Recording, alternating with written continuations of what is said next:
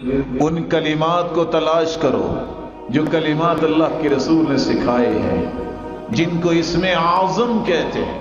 اسم اعظم کے ساتھ کی گئی دعا رد نہیں ہوتی۔ وہ کون سے کلمات ہیں اسم اعظم کی؟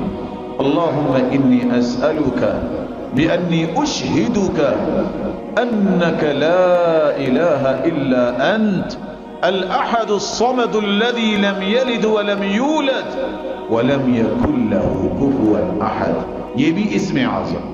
دوسرا اسم اعظم اللہم لا الہ الا انت المنان بدیع السماوات والارض یا ذا الجلال والاکرام، یہ بھی اسم اعظم۔ پہلی ابو داود کی روایت اور یہ جامع ترمذی کی۔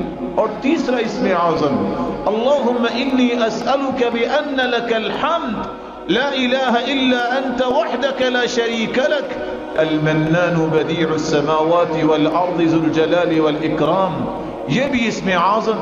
یہ سنن ابن ماجہ کی روایت۔ اور سب سے آسان اگر یہ یاد نہیں ہو رہا وَإِلَٰهُكُمْ إِلَٰهٌ وَاحِدٌ لَا إِلَٰهَ إِلَّا هُوَ الرَّحْمَٰنُ الرَّحِيمُ، یہ بھی اسم اعظم۔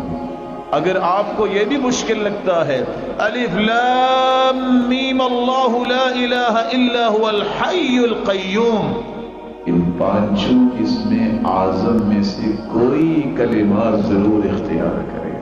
اس کے بعد پھر رسول اللہ صلی اللہ علیہ وسلم پہ درود بھیجے، اور درود بھیجنے کے بعد سب سے پہلے اپنے لیے دعا کریں۔